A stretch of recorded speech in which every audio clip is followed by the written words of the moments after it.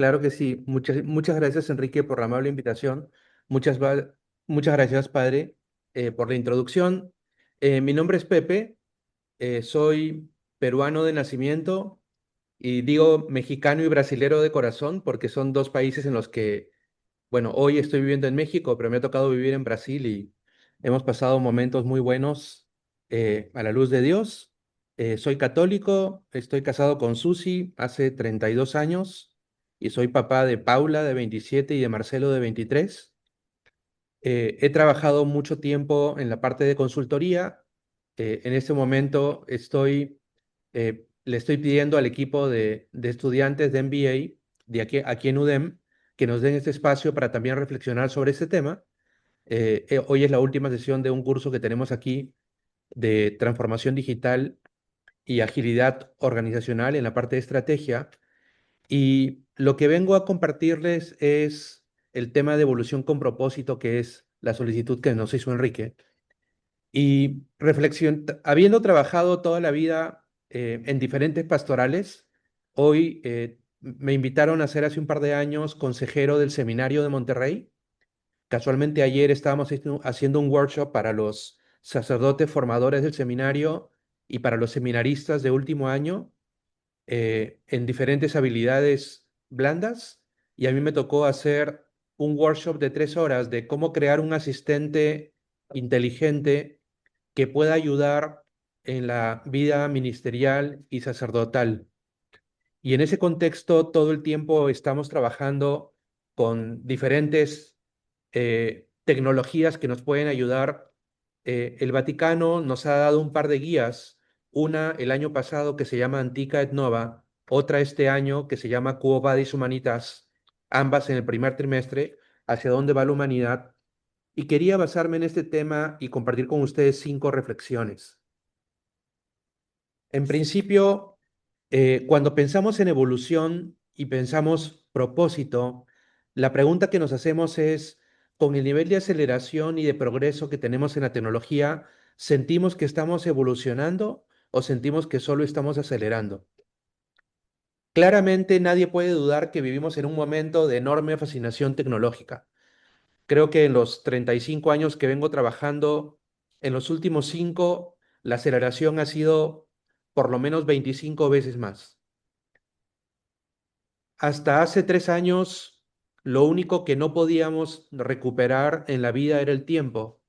Y hace 3 años que es posible que podamos desarrollar inteligencia aumentada y que nos devolvamos horas. La inteligencia artificial, la automatización, la biotecnología, la hiperconectividad nos ayudan. Pero, pero esta reflexión Quo Vadis Humanitas nos advierte que no debemos simplificar esa paradoja humana. El desafío actual no es técnico, claramente, sino es antropológico. La evolución es un regalo, es un don. Y no estamos discutiendo ni utopía ni apocalipsis. Sentimos que quienes estamos aprovechando la tecnología para poder hacer más, ayer con los sacerdotes pensábamos, la inteligencia artificial es una ayuda, es una asistencia que nos puede ayudar a servir más, a servir mejor, a distribuir mejor nuestro tiempo. Pero claramente el futuro depende de preservar, regular y fortalecernos como personas, como humanos. La evolución con propósito es importantísima. Y en ese contexto, el primer eje de reflexión es desarrollar. Evolucionar significa poder más o significa llegar a ser mejor. Y claramente en nuestra reflexión lo que pensamos es que desarrollarnos es ser más humanos. Hay una tentación tecnológica en un salto evolutivo, en un progreso técnico, que por sí solo no basta. A veces el tiempo, los títulos, los estudios, las posiciones, la experiencia es, es una traba, es una tentación egocéntrica, porque sentimos que sabemos más, sentimos que hemos logrado más, y siempre hay que recordar humildemente que necesitamos reconocer quien deja a nuestro alcance sus necesidades y que reconocemos como nuestro prójimo y a quien le debemos nuestra responsabilidad de ser más humanos con ellos. Entonces, evolucionar cayendo en la tentación del individualismo no es opción. La persona sin fraternidad, el soñar sin límites, no tiene sentido para los católicos. El desarrollo, una evolución tecnológica no cancela lo humano, nos orienta. La tecnología es un medio y evolucionar con propósito significa crecer como personas, crecer como humanidad. El segundo eje de reflexión es la vocación. La vida no es un proyecto que fabricamos, es un regalo, pero es un regalo que viene con una tarea. Estamos llamados a responder y a ser más humanos y en la medida en que podamos ayudar a los demás. Quo Vadis Humanitas nos dice que la vida la tenemos que entender como una vocación. La vida es un don que nos precede y es una tarea que se nos confía. Y como en la parábola de los talentos, nosotros como don y no como producto, vamos a usar la cultura digital que podríamos aprovechar profesionalmente, no como un programa, sino como un regalo, como un don que tiene un propósito y que podemos brindar al servicio de los demás. Y en ese contexto, hace 3 semanas tuve la suerte de estar en un conversatorio acerca de el uso de inteligencia artificial para el 2035 con una universidad en Córdoba. Y conversábamos sobre verdad e inteligencia. Y precisamente Antica et Nova nos hace reflexionar acerca de qué significa pensar bien cuando una máquina también parece pensar. Yuval Harari, a fines de enero de este año en el Foro Económico Mundial, advertía que la inteligencia artificial ha aprendido en los últimos 3 años a ser muy humana, porque entiende a la perfección todas las letras, se puede comunicar, todas aquellas actividades que implican el lenguaje son áreas en las que la inteligencia artificial está desarrollándose a una velocidad exponencial y donde, como las personas, la inteligencia artificial también ha aprendido a interpretar, a comunicarse, a convencer, influenciar, a mentir y a manipular. Y en ese contexto, la inteligencia artificial obviamente la tenemos que usar de una manera ética. Cuando nosotros utilizamos la inteligencia artificial para poder generar información, obviamente la nueva escasez significa una credibilidad verificable. La identidad de las personas no se fabrica ni se programa.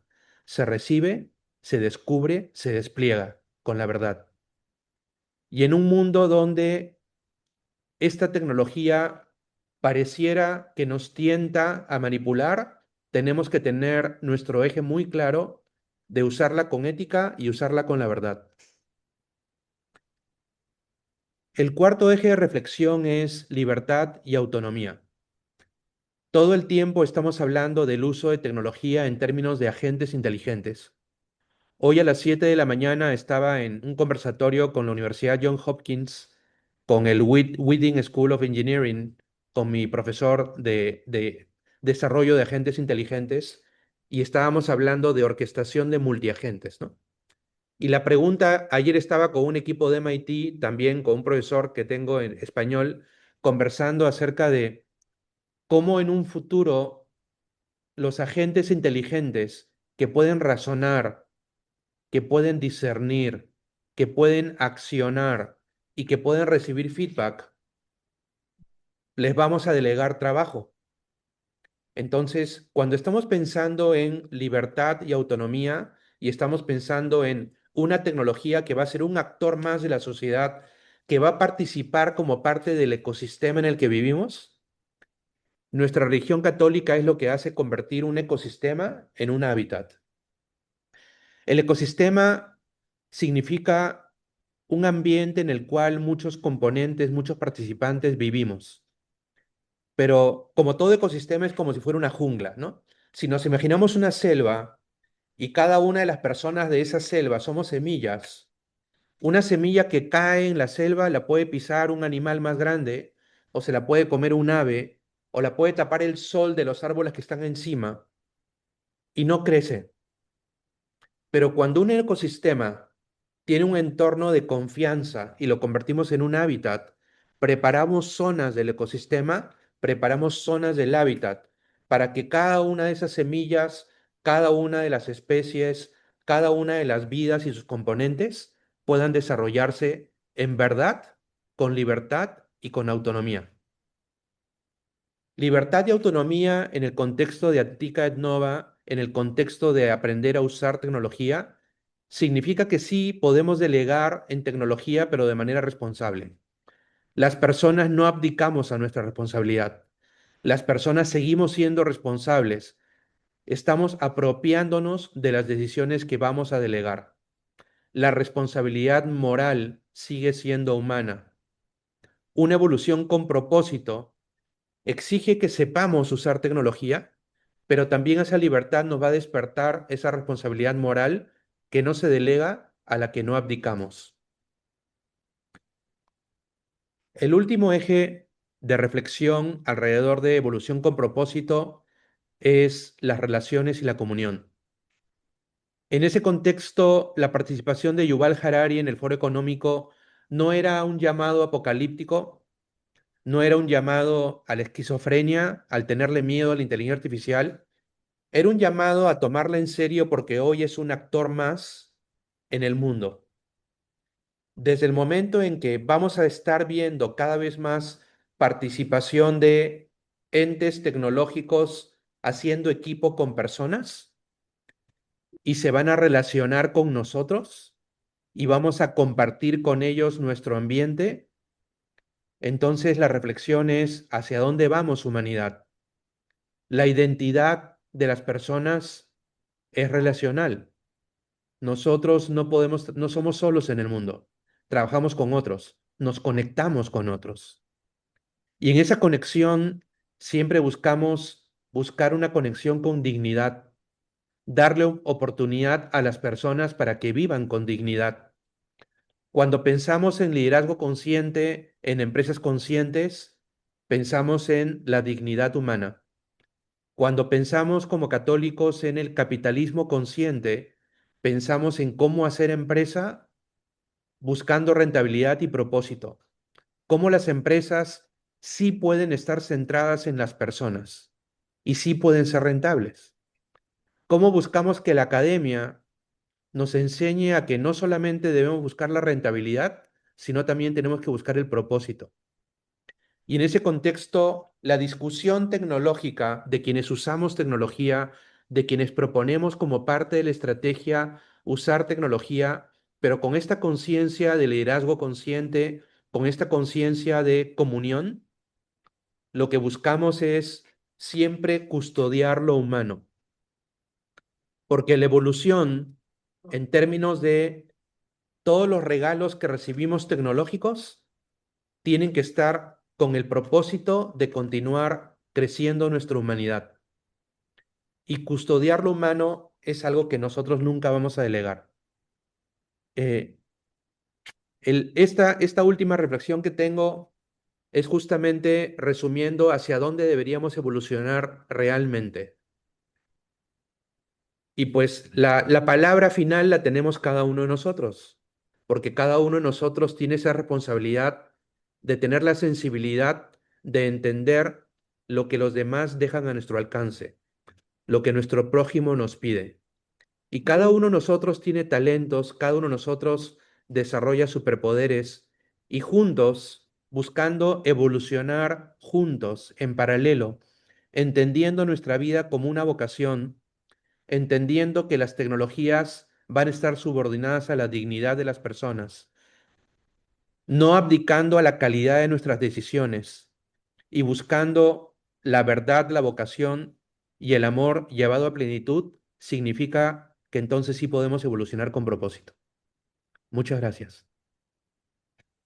Muchas gracias, Pepe.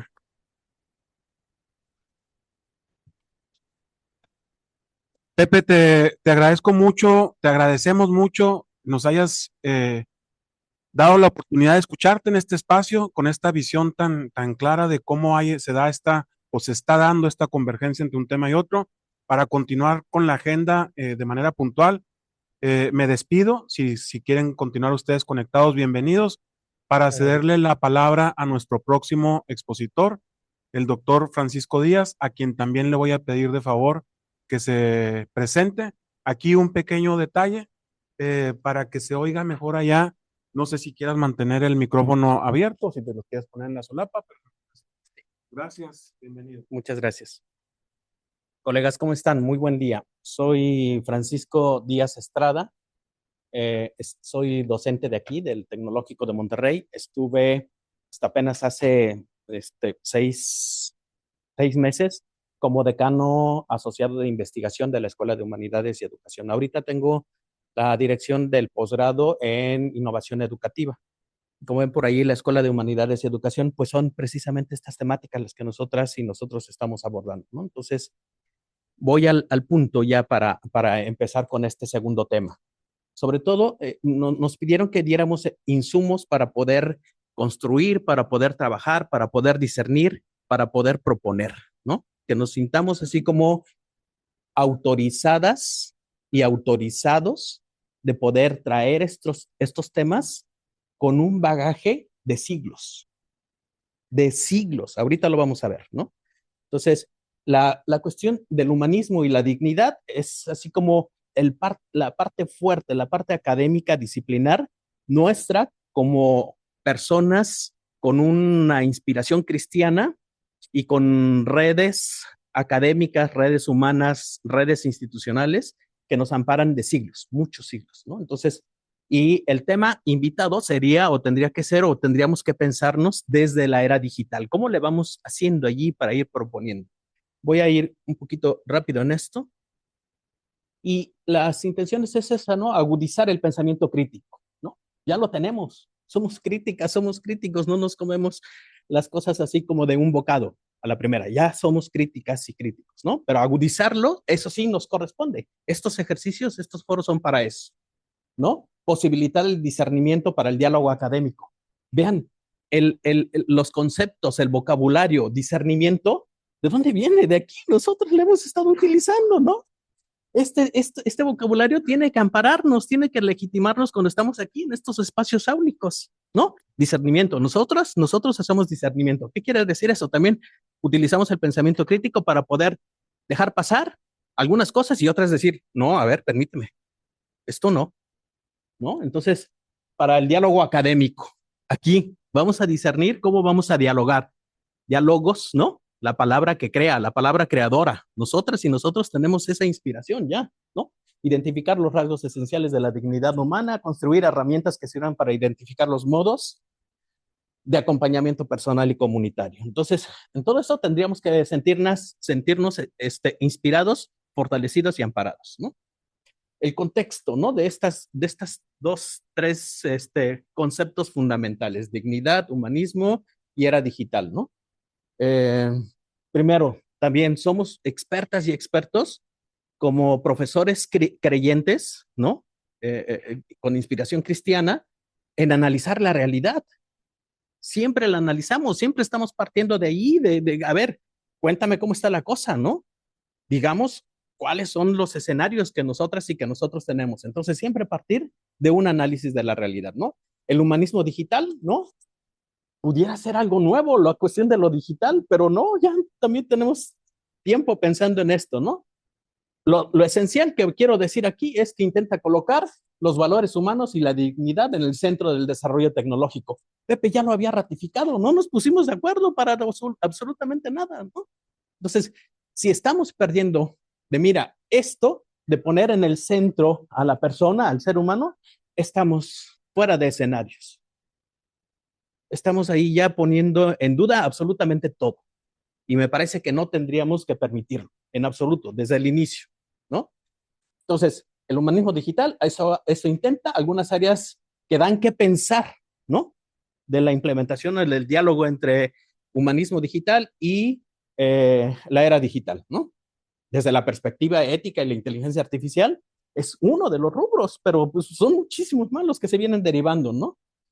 ¿Qué tendríamos que estar ahí alertados? Ya lo saben, ¿no? Ya lo sabemos todas y todos. Esos sesgos algorítmicos y dignidad, ¿no? La inteligencia como una herramienta, siempre, siempre la vamos a tener que poner ahí como una herramienta, como una colaboradora nuestra, ¿no? Eh, que pudiera perpetuar o que pudiera perpetrar, ¿no? Las discriminaciones. Ojo, no la vamos a poner ahí como un ente separado, como un ente que está cobrando existencia y toma de decisiones por sí misma. Es una herramienta que está inducida por la intervención nuestra, ¿no? Inteligencia artificial como derrotero, ¿no? Es decir, como guía, como brújula, ¿no? Pero no, nunca jamás como un reemplazo nuestro. Vean cómo estamos coincidiendo con Pepe, ¿no? Que nos va a apoyar al juicio humano, ¿no? En la cocreación, ¿no? ¿De qué? Cocreación de saberes, sobre todo. Pensémonos desde el espacio áulico, siempre, siempre, ¿no? Estas decisiones automatizadas y la responsabilidad también es otro tema que da que pensar, ¿no? ¿A quién le vamos a imputar las responsabilidades? Por supuesto, siempre va a estar ahí una persona que programa, una persona que orienta, una persona que ejecuta, una persona que permite, una persona que... Entonces, el ser humano de esto jamás se va a poder exonerar de esto. Si nos hacemos a un lado y decimos, pues ahí que alguien más tome las responsabilidades, estamos dejando posibilidad para absolutamente todo, para todo, y no permitamos eso, ¿no? Nuevamente, ¿no? La educación y el trabajo, ¿no? Estamos viendo ahorita uno de los cursos ética e inteligencia artificial aquí, ¿no? ¿Qué implicaciones tiene toda la cuestión de los procesos de automatización, ¿no? Si estamos quitando con los procesos de automatización el riesgo de ejercer trabajos que atentan contra la dignidad humana del ser humano, pues adelante, que nos quiten eso, la inteligencia artificial, la tecnología. Pero entonces que nos dé posibilidad de escalar nosotros a otro nivel, ¿no? Que tengamos otro tipo de roles, otro tipo de labores, otro tipo de intervenciones, donde la dignidad, donde la calidad de vida se cuide, se salvaguarde. Entonces yo creo que por ahí tendríamos que ir pensando, ¿no? El futuro del trabajo y la automatización. Si vamos acotando las brechas digitales, las brechas de todo, ¿no? Epistemológicas, las brechas digitales, entonces vamos a ir creciendo todas y todos. Pero si nada más hacemos que estas brechas se hagan más amplias y nosotros decimos, yo me subo en la que va avanzando y los demás ahí que se queden, pues entonces estamos actuando de manera irresponsable, ¿no? Esto, el manejo de la tecnología y de las inteligencias artificiales y de todas estas preocupaciones tendrían que ayudarnos a acotar esas brechas, a hacerlas más cortas, a que nadie se quede fuera de un mundo digno, a que nadie se quede sin la calidad de vivir su vida con plenitud, todas y todos, ¿no? Por ese lado. Ahora, por el otro lado, la cuestión del otro concepto importante, la dignidad humana, ¿no? Vean, si yo no pongo una cita aquí, todos podríamos decir que esto es inspiración cristiana, ¿no? Dignidad humana, valor intrínseco inalienable de toda persona por el hecho de serlo, ¿no? Y a propósito, no estoy poniendo las citas. Podemos poner a cualquier filósofo, a cualquier teólogo de inspiración cristiana, al mismísimo Kant, ¿no? A Hegel, pero nosotras nos espantamos y de todos timoratos ahí, ¿no? Ay, no, no voy a decir que el valor intrínseco inalienable de toda persona es la dignidad humana, porque me van a tachar este, de católico, de cristiano, ¿no? De tener una ideología. Está aquí. Estamos volviendo todos a esto, ¿no? El fundamento ético y jurídico de los derechos humanos. Todos han puesto, todos coincidimos, todas las disciplinas coincidimos en poner la dignidad humana como el fundamento de la ética y jurídico de los derechos humanos, ¿no? Sus referencias a atributos humanos son, ¿no? De la dignidad humana, la racionalidad, la libertad, la autonomía, el reconocimiento de la persona como fin en sí mismo, ¿no? Todo esto se lo podríamos atribuir a Kant, todo esto se lo podríamos poner a Aristóteles, todo esto se lo podríamos poner a Tomás de Aquino, a pensadores nuestros, ¿no? Entonces, vayamos rescatando toda esta tradición que nosotros tenemos, ¿no? Que ya está ahí, que ya nos antecedieron pensadoras y pensadores para esto, ¿no? Fundamentos claves de la dignidad humana, ¿no? Vean cómo también todo esto, nosotros podríamos decir, lo saqué del catecismo, lo saqué de documentos de inspiración cristiana, ¿no? Cuestión ontológica del ser, ¿no? Es una cualidad inherente al ser humano, ¿no? La dignidad humana, la autonomía. Fíjense, autónomos, ¿no? Auto, yo mismo, nomos, ley, que yo mismo me dicto mi propia ley, ¿no? Y una ley, la principal característica es que sea universal. Si yo me dicto una ley que va a ser nada más para mí y mis amigos, no es ley. Si yo me dicto una ley, tiene que aprobarla cualquier persona que sea lo suficientemente racional como para poder decir, efectivamente, la tomo sin cuestionarla, porque está pensada esa ley, ¿no? Entonces, vean, ¿no? La riqueza de los conceptos, autonomía es ese, significa eso, ¿no?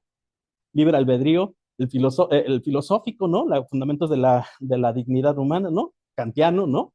La persona como fin en sí mismo, nunca como medio, nunca como instrumento, ¿no? Fundamento antropológico, ¿no? La tradición cristiana. Aquí sí, tenemos muchísimo, pero muchísimo que decir. Nadie ha osado hacer esto, ¿no?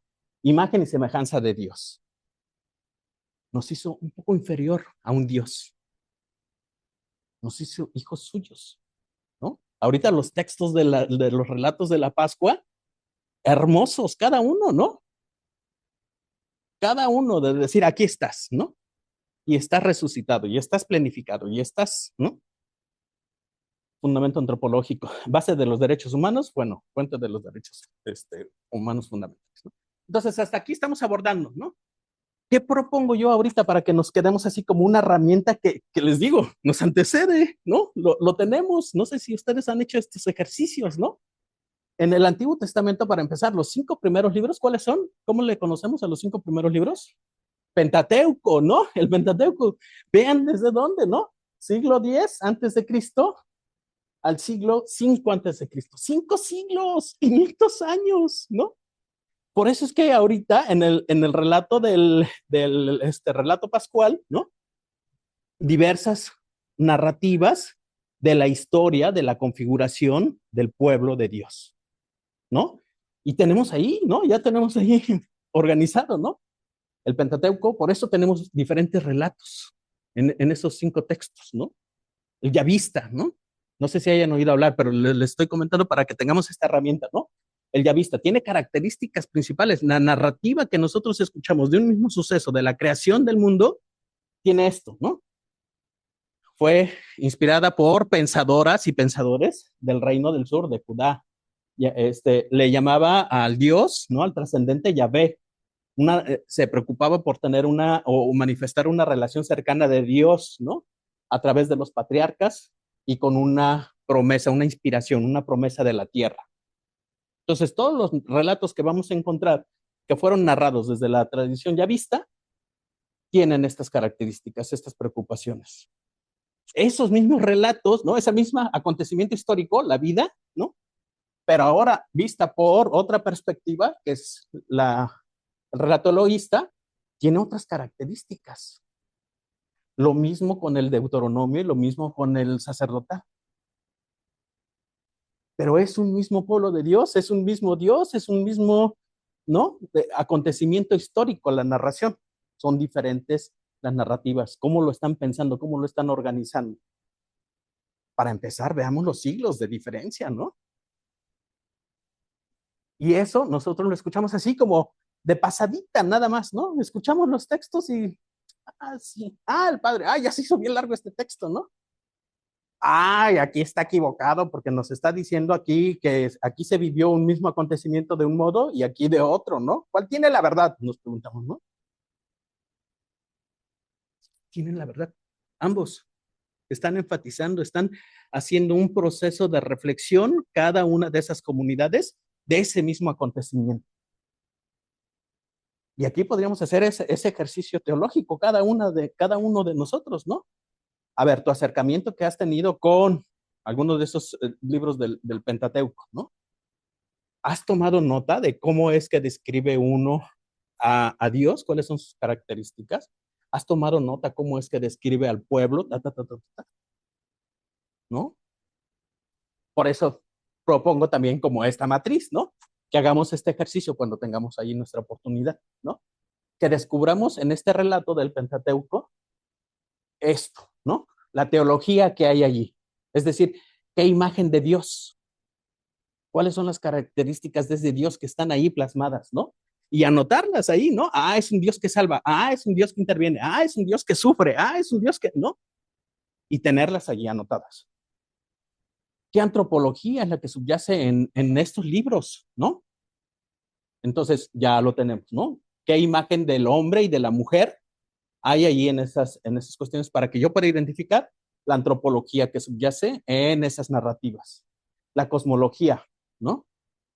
¿Qué mundo, qué cultura, qué imagen, qué trascendencia tiene o qué esperanzas son las, qué promesas son las que les da en esos textos los pensadores al pueblo de Dios, ¿no?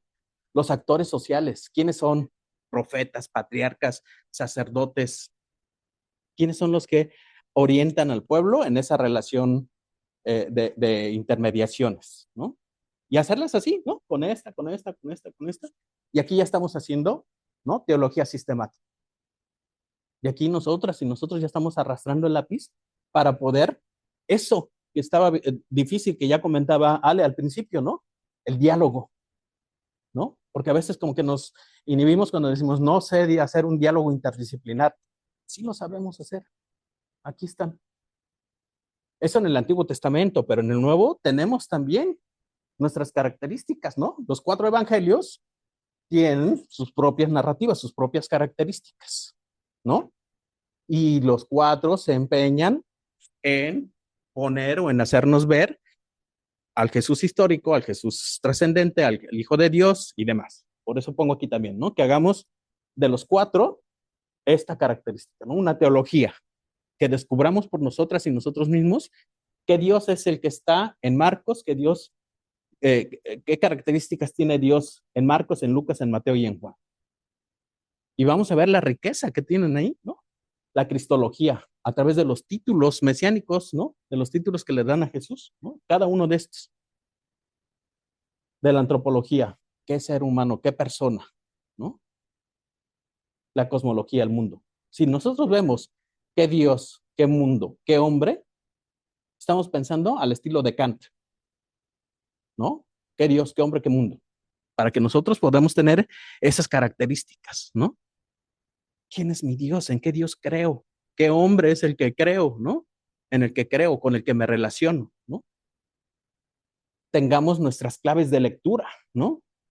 Por ejemplo, de todos los personajes, de todas las narrativas, veamos cuáles son las claves de acción que vienen ahí. Es decir, si están los apóstoles, qué acciones son las que tienen? Si están los fariseos, ¿qué acciones tienen? Y todos los personajes que vayan teniendo, ¿no? Que vayan saliendo ahí en la narrativa que nosotros queramos para implementar este instrumento. Eh, de las claves de lectura, ¿no? De la situación, es decir, están en dónde, están a la orilla del camino, están en la casa, están en el sepulcro, están en, ¿no? Todos todos esos datos son reveladores, ¿no? Claves de cultura, ¿no? Si se lavan las manos, si se, ¿no? Todo eso nos viene dando una configuración del tipo de relaciones que nosotros vamos viendo. Hasta ahí. Entonces, creo que si nosotros implementamos todo esto, aquí el espacio áulico va a ser así, más fácil. No voy a decir que va a ser sencillo, pero sí se le va a quitar un poquito de dificultad tener diálogos interdisciplinares. Todos nuestros cursos pueden dialogar con todo el pensamiento de inspiración cristiana que tenemos. Todos, así, no hay uno que no pueda estar ahí. Y somos expertas y expertos, nuestra tradición, nuestra iglesia, nuestra institución, en esos diálogos interdisciplinares. Estos son botones de muestra ahorita, ¿no? Entonces, lo que yo propongo, ¿no? Para provocar el diálogo interdisciplinar, ¿no? De los principales desafíos para la construcción de conocimiento en el espacio áulico, en nuestras clases, en nuestros cursos, tenemos el que plantea el diálogo interdisciplinar. ¿Por qué lo considero que es así como uno de los grandes desafíos? Porque nos pone a que nosotros y nosotras consideremos, ¿no? La superación de barreras de comunicación, ¿no? La superación de diferencias metodológicas, ¿no? Ah, es que la economía no se lleva bien con la cuestión eh, este, de la antropología. Sí, claro que sí, ¿no? la no claridad de roles y objetivos entre integrantes del equipo, ¿no? La falta de experiencia, ¿no? En este diálogo interdisciplinar, ¿no? La desintelectualización de los lenguajes disciplinares, ¿no? Claro, tendríamos que hacer la invitación a nuestro huerto, ¿no? Del pensamiento, pero siempre no desacreditar las otras disciplinas, ¿no? Y la resistencia a reconocer el valor de otras disciplinas. Creo que por ahí nosotros podríamos ir teniendo estos espacios y nosotras y nosotros podríamos ir construyendo estas herramientas para poder tener estas conversaciones, ¿no? El estar aquí, esto ya implica así como una señal de esa apertura, ¿no?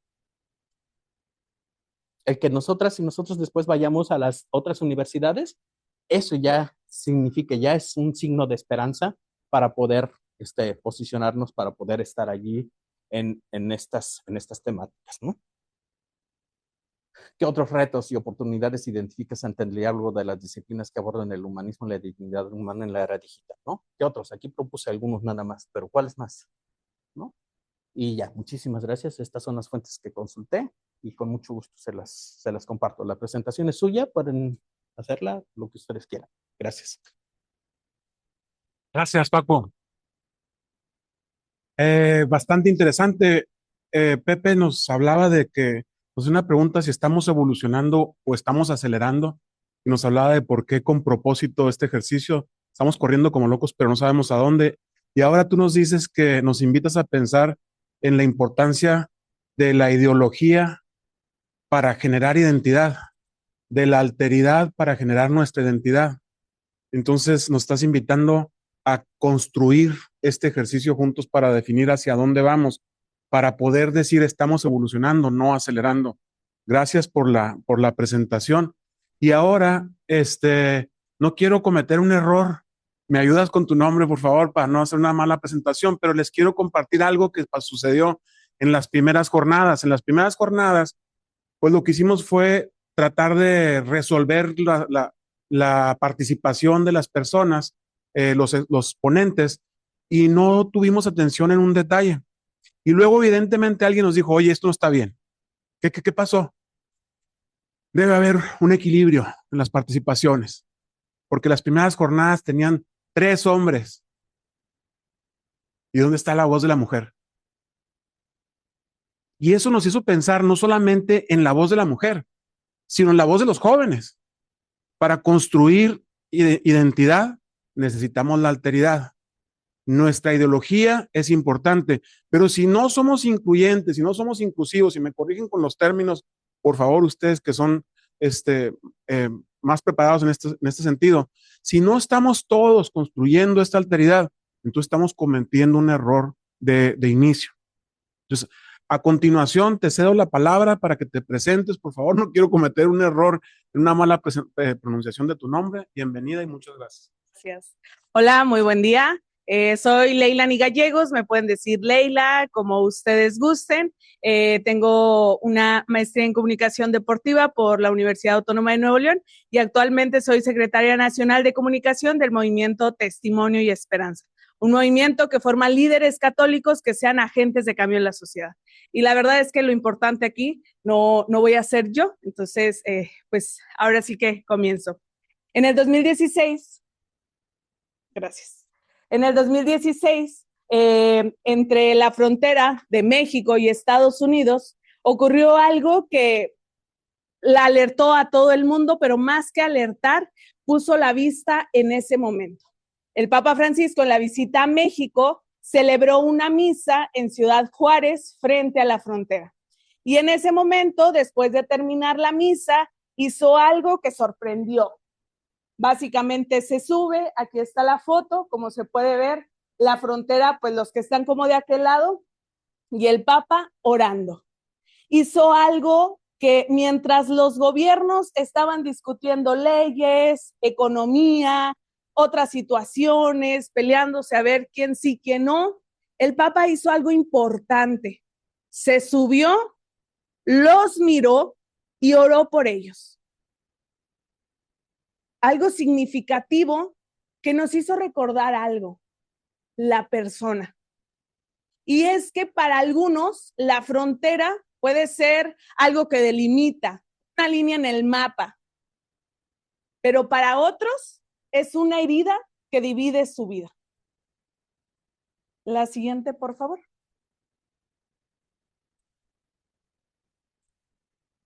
Les comparto el extremismo detrás de la geopolítica global.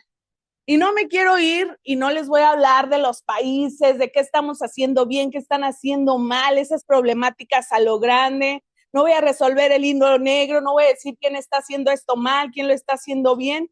Quiero abordarlo desde nosotros, desde qué nos corresponde a nosotros aquí donde estamos, puntualmente qué es lo que nos corresponde.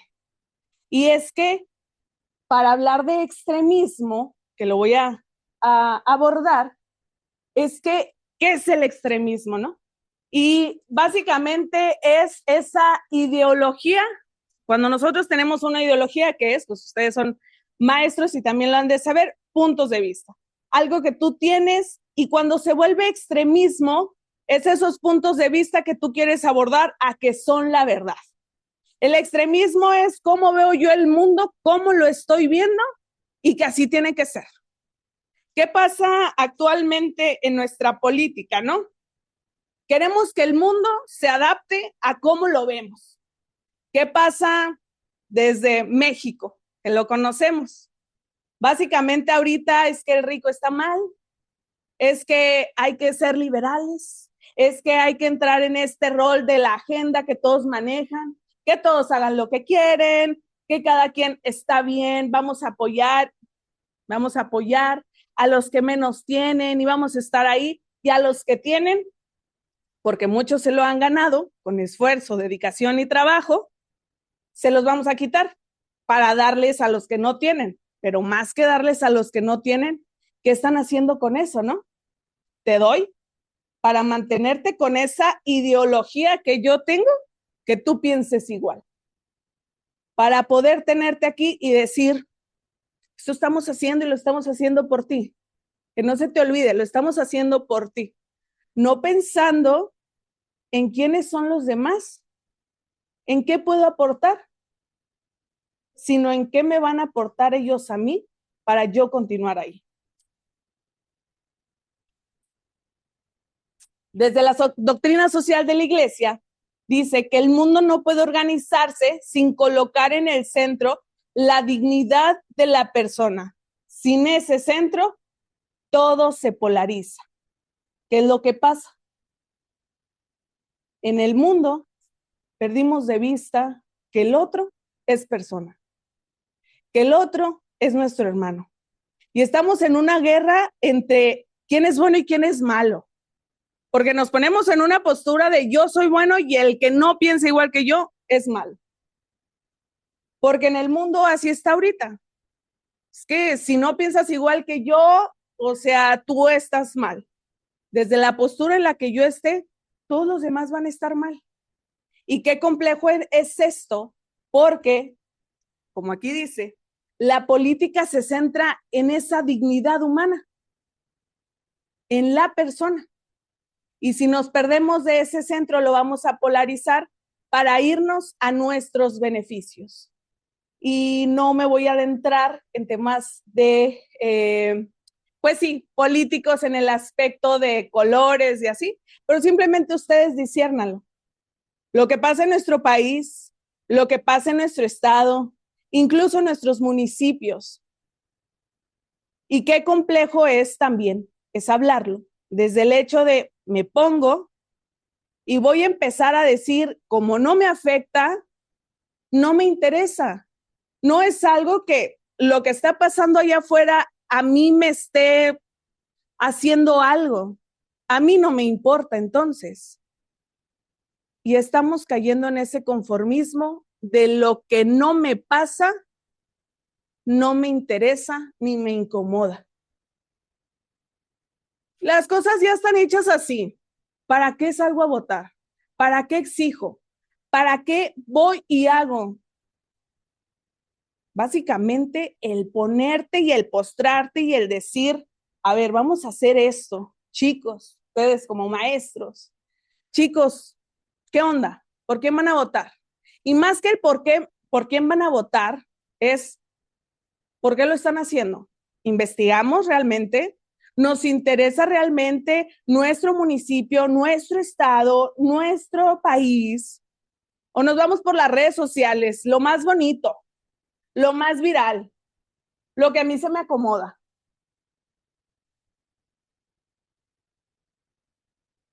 Y para no irme a algo muy grande, porque es un tema que de verdad le recomiendo profundizar desde el hecho de la dignidad humana, quiero centrarme en una parte que nosotros vemos constantemente como norte, que es la migración. Y vas a decir tú, como profesionista, ¿qué tengo que hacer? O sea, ¿qué tengo de cabida en ese espacio? Pues básicamente el hecho de que tú como profesionista, como maestro, desde tu parte universitaria, desde donde te estás formando, recordar que lo que hagas también va a ser para los demás. No olvidar tu parte humana, pero tampoco olvidar la parte humana del otro. No verlo como enemigo, no verlo como una persona de, es que estamos en contra, no podemos congeniar. Una anécdota rápida es que con mi psicóloga hablaba de la parte de las feministas y ahora que defendimos la catedral y cómo estaban pasando, mi movimiento es nacional, entonces cómo pasaban este tipo de cuestiones y me hizo una pregunta bastante importante. ¿Qué también está trabajando el otro? ¿En qué coincido con el otro? Porque si nos ponemos a debatir entre lo que estamos en contra, nunca vamos a acabar. Pero ¿qué tenemos en común? Hay que ver qué tenemos en común con las personas que están pasando ciertas cuestiones y es que ya lo decíamos, nos ponemos en ese momento de extremismo que perdemos incluso nuestra propia dignidad humana de reconocernos a nosotros como persona herida, porque mayormente todo esto es por las heridas de querer hacer grandes cosas. Lo que el mundo quiere contra lo que el mundo necesita. Y es que no vamos, tú como profesionista no vas a ir, es que mi cliente, es que mi paciente, es que mi alumno quiere esto. Sí, pero ¿qué necesita? Lo importante en la política no es lo que todos quieren, porque aquí nos vamos, como les decía, al bueno y el malo, izquierda, derecha. ¿Qué quieren los de izquierda? Que sean liberales, que todo sí, que todo esto. ¿Qué quieren los de, por ejemplo, en el tema de la migración? Los de izquierda dicen que se vayan, son libres. Nosotros vamos a doblegar la cabeza y si ellos se quieren mover a donde se quieran mover, para nosotros está bien. Le damos paso. ¿Qué dicen los de derecha? No, pues es que debemos de concentrarnos en el espacio en el que nacimos, en el que estamos, pues ahí estamos bien, no es necesario ir, ¿no? O no es necesario que vengan. ¿Qué es lo que vemos? Están allá y no es necesario que vengan. Y empiezan a usar pronombres o adjetivos en vez de llamar persona. Y es que no creo que ellos tengan muchas ganas de dejar a su familia atrás y a lo mejor no volverlos a ver en su vida solamente por una cuestión. Es una necesidad. ¿Y qué está dando ese país para que esa necesidad sea suplida? ¿Realmente estamos haciendo las cosas pensando en el otro para mayor desarrollo o lo estamos saqueando o estamos haciendo que todo cueste más, que ya no sea viable, que no sea algo que sea para la persona para que pueda subsistir en ese espacio? Porque eso es lo que pasa. Para ellos es, no puedo solventarme, no puedo solventar mi familia. ¿Qué tengo que hacer para buscar un mejor futuro? Pues a lo mejor lo único viable que tienen es esto, porque no hay una universidad que los apoye, porque no tienen estudios para buscar, si a veces nosotros que tenemos estudios es complejos para salir adelante y es una realidad que tenemos, porque puede ser que los trabajos sean mal pagados, porque ya no hay un crecimiento laboral. Entonces, en este punto, ver al otro como persona que tiene una necesidad eso se convierte en extremismo. Lo vemos como bueno o como malo, en su mayoría malo. Es que para qué se va, es que todo lo que está ocasionando, es que todo esto en el país al que van a buscar una mejor vida, se les trata no como persona. Vemos los videos en redes sociales y en las noticias y, ojo, si no se les ablanda un poquito el corazón viendo esos videos, ahí les aconsejo que veamos hacia adentro, pero dices, qué fuerte, qué difícil lo que está pasando porque no lo ven como persona, porque llegan y lo atacan por la espalda, porque ni siquiera unas palabras, ni siquiera cuando está con sus hijos tiene el respeto. Es eso. Ya no vemos al otro como persona y nos vamos al extremo de decir, está mal y no importa las circunstancias, no importa por qué lo hizo, no importa nada. Si tiene familia, si tiene hijos, lo único que importa es que yo no lo quiero aquí. Ese extremo es el que vamos a abordar en lo que nosotros estamos haciendo.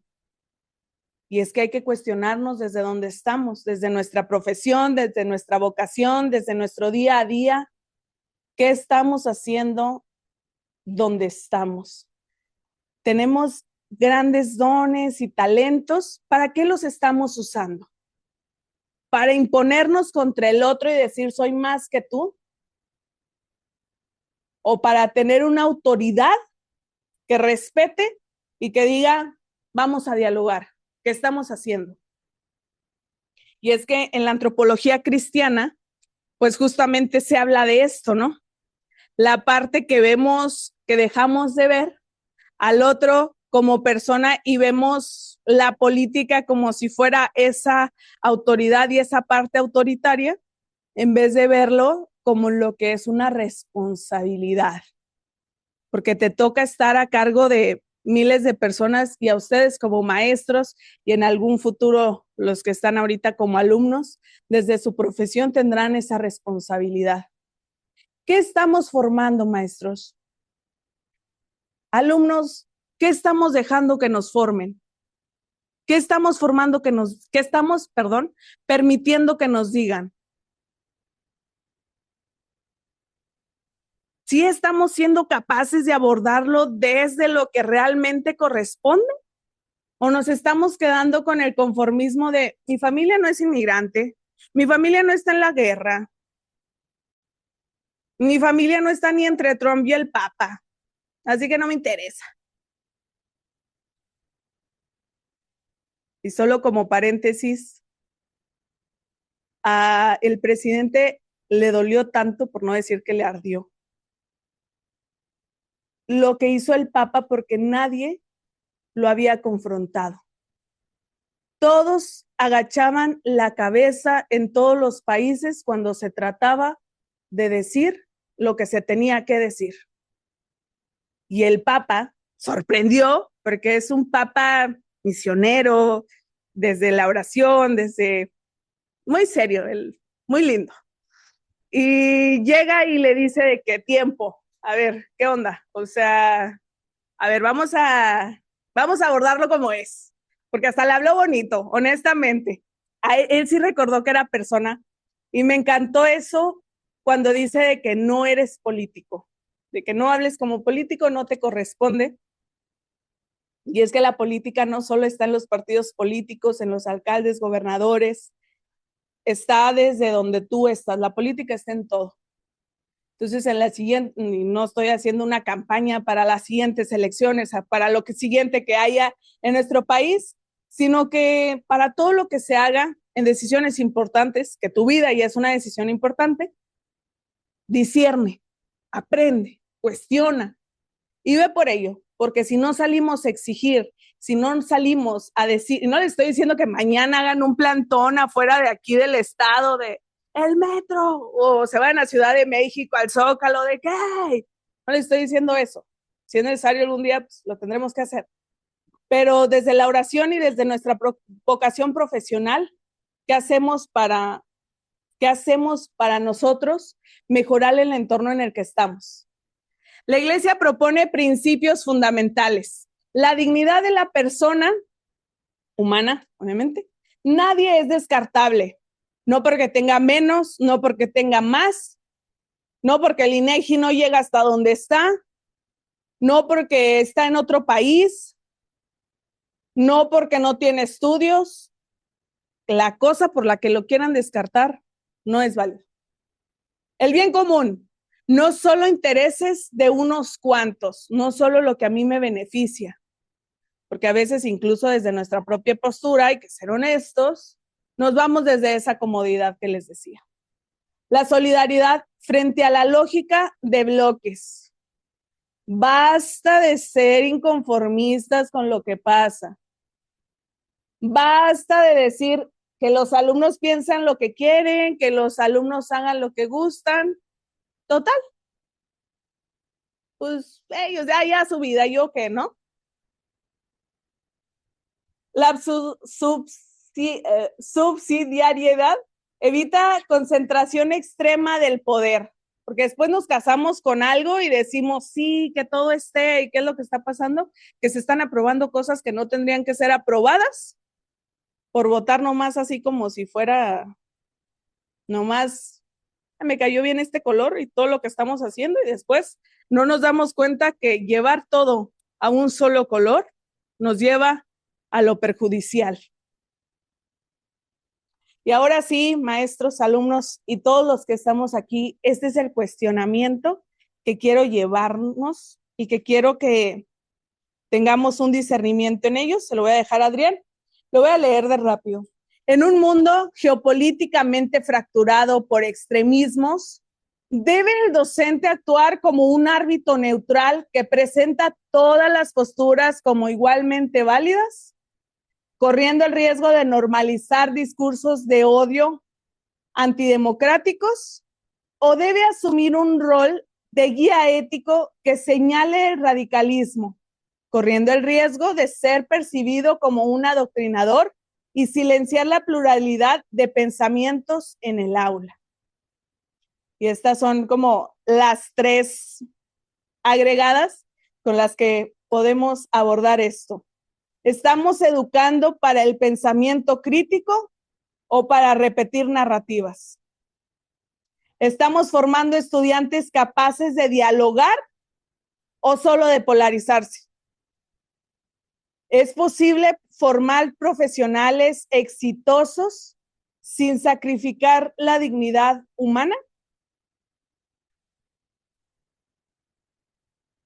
Ojalá que, como les comento, es algo muy extenso, pero quería abordarlo desde nuestra realidad, porque si me voy a lo grande van a decir, pues justo eso no me interesa. ¿Qué hago?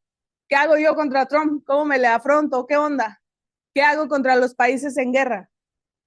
¿Qué hago desde mi trinchera? ¿Qué hago desde donde estoy yo? El futuro no depende solo de las decisiones de las potencias, depende de la formación de las conciencias. Maestros no solo están formando profesionales, están formando futuros padres de familia, futuras religiosas y religiosos, futuros sacerdotes o solteros consagrados, alumnos profesionales. No se están formando solo para lo que se van a dedicar el resto de su vida, si es que el entorno en el que estamos les permite desarrollarse como tal. Se están formando para educar. Y todos nos formamos constantemente para ser esa persona que, aunque parezca que no hacemos la diferencia, hacer lo correcto y el bien desde donde estamos pensando en el otro, va a ser una gran diferencia desde donde estamos. No necesitamos ir a una guerra muy grande cuando a veces en nuestro propio espacio de trabajo no somos capaces de ver al otro como persona, de ver a nuestros alumnos como personas, de ver a nuestros maestros como personas. Dejemos la inconformidad en una cuestión de comodidad. No vayamos desde lo cómodo, vayamos desde lo grande. ¿Qué hacen ante un extremismo? No se queden solo con la idea que ustedes tienen, conversen, platiquen. ¿Por qué se piensa eso? ¿Y a qué se quiere llegar con lo que el otro piensa? busquemos la manera de compartir y que desde donde nosotros estemos no nos vayamos a los extremos, sino a la conversación que permite al otro verse congeniado, verse en esa unión.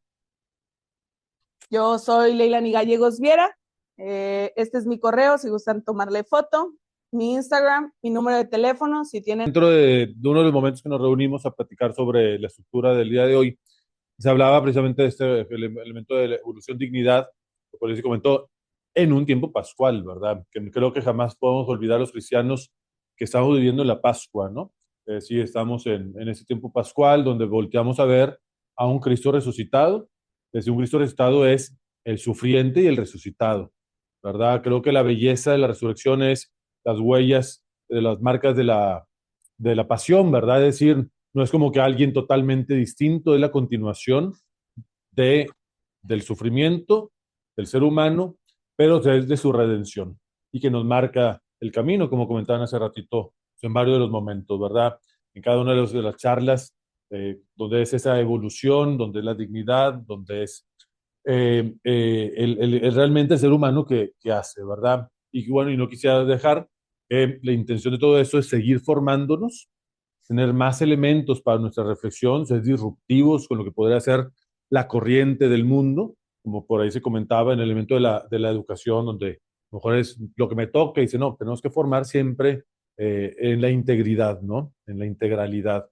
El ser humano, donde somos, si somos seres psicológicos, somos seres intelectuales, somos seres espirituales, es decir, y tenemos que ir construyendo esto, que si a lo mejor las familias han fallado, la iglesia hemos fallado, las escuelas que se han hecho a lo mejor solamente para preparar un trabajo, es decir, cómo volvemos a esta parte íntegra, porque como maestros católicos, pues sí, no es solamente dar la academia, a lo mejor no siempre podemos hablar de la fe abiertamente, pero sí es voltear a ver a cada persona y acompañar a cada persona, ¿verdad? Entonces, gracias aquí, como dice Adrián Enrique, y al equipo que se va formando, que vamos creciendo, y pues nos veremos en la UDEM dentro de un par de meses, pues bueno, pasar la voz y seguir trabajando, ¿verdad? Entonces, gracias a todos por su participación y que podamos seguir adelante en ese desarrollo. Muchas felicidades a todos. Dentro de